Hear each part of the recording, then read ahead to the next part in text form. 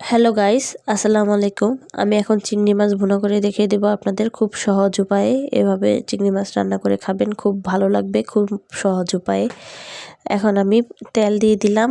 এখন চিংড়ি মাছগুলা লবণ দিয়ে আর হলুদ গুঁড়া দিয়ে মাখিয়ে রেখে দিয়েছিলাম। এখন আমি সেই চিংড়ি মাছগুলো দিয়ে দিলাম এক এক করে। এখন খুব সুন্দর মতো একটু লাল লাল করে ভেজে নিব।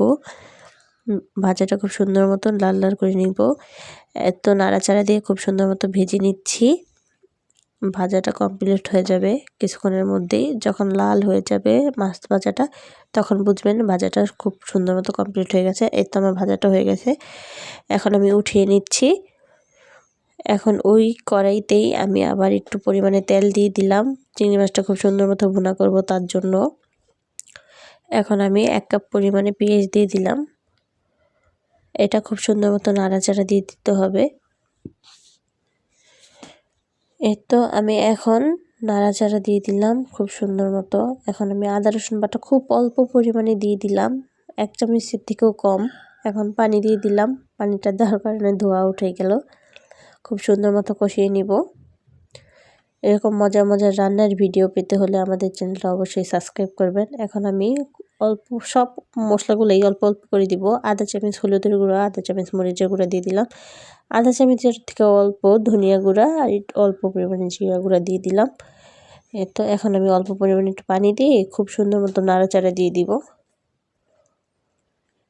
এটা খুব সুন্দর মতো কষাতে হবে মশলাটা।